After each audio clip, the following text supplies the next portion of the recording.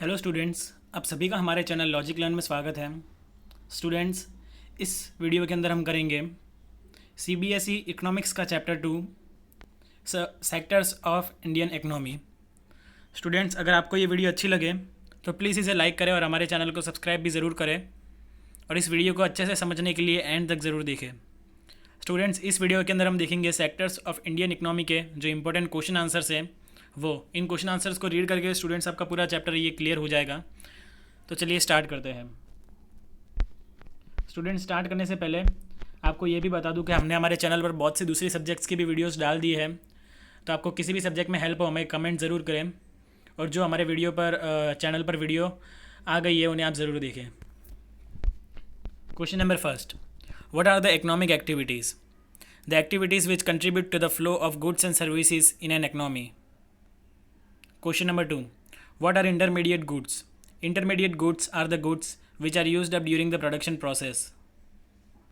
What is underemployment? Explain with an example. First point, it is a situation under which people are apparently working but all of them are made to work less than their potential. Point number 2, for example, to cultivate a field, only 2 workers are required, but the whole family of 5 people are working as they have nowhere else to go for work. Third point, this type of unemployment is also known as disguised unemployment. Students, अगर आपसे exam में underemployment या disguised unemployment के बारे में पूछा जाए तो आपको यही आंसर लिखना है। Question number 4, what are primary activities? Explain with example. Answer, primary activities includes those occupations which are closely related to man's natural environment. For example, farming, fishing, hunting, mining, quarrying, forestry, and animal husbandry, etc. Question number 5. What are secondary activities? Explain with example. The occupation which produce finished goods by using the products of primary activities as raw material are included in secondary activities. For example, manufacturing of clothes from cotton, sugar from sugarcane, and steel from iron ore, etc. Question number 6. What are tertiary activities? Explain with example. Tertiary activities consist of all service occupations, for example, transport and communication, health, trade, education, and administration and communication, etc. Question number 7. What is GDP? The value of final goods and services produced in each sector during a particular year provides the total production of sector for that year, and the sum of production in the three sectors is called the gross domestic product, GDP of a country. It is the value of all final goods and services produced within a country during a particular year. Question number 8. What is disguised unemployment? Explain. It is a situation in which more workers are working in an activity than required. The people who are actually engaged in such an activity appear to be employed but are not fully employed. Next point.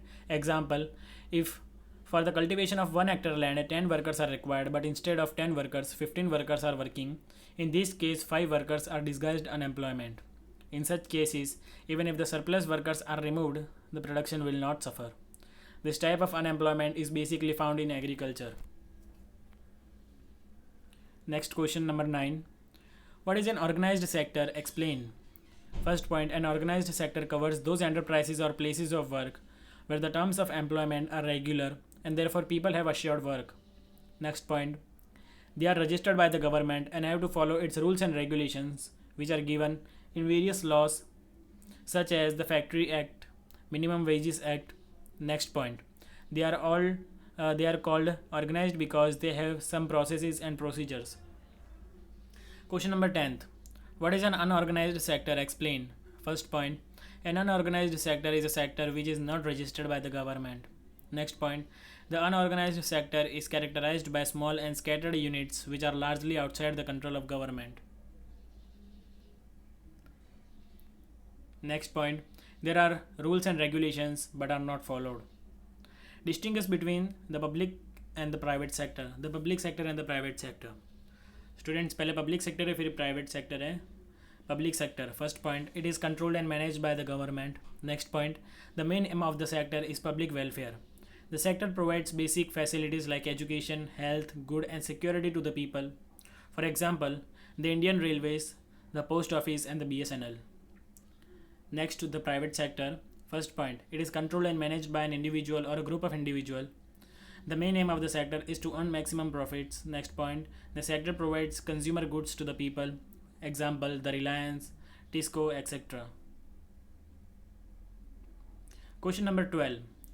What are the objectives of NREGA 2005? This scheme targets scheduled caste, scheduled tribes, and the poor women who suffer from poverty to provide livelihood to the people below the poverty line. This scheme guarantees 100 days of wage employment in a year to rural households in the country.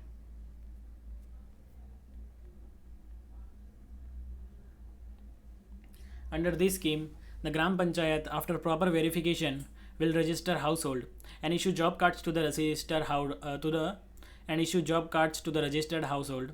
The job card is the legal document that entitle a person to ask for work under the act and to get work within 15 days of the demand for work, failing which an unemployment allowance would be payable. Question number 13. What is tertiary sector becoming so important in India? Give at least 4 reasons. First point, basic services. Hyphen.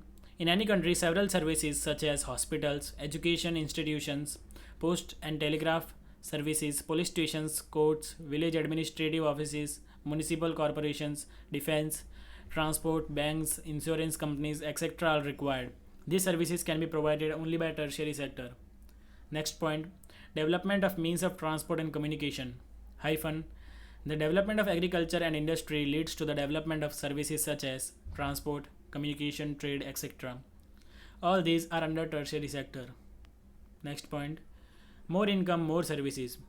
The per capita income in our country is rising as income level rises. People demand more services like tourism, shopping centers, schools, professionals, training centers, banks, etc.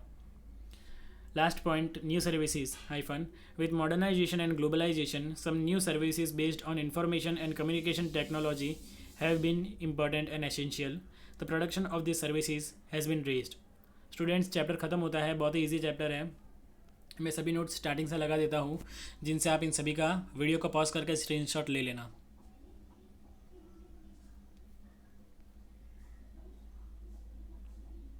Students, अगर आपको हमारी video अच्छी लगी हो तो please इसे like करें और हमारे चैनल को सब्सक्राइब भी ज़रूर करें.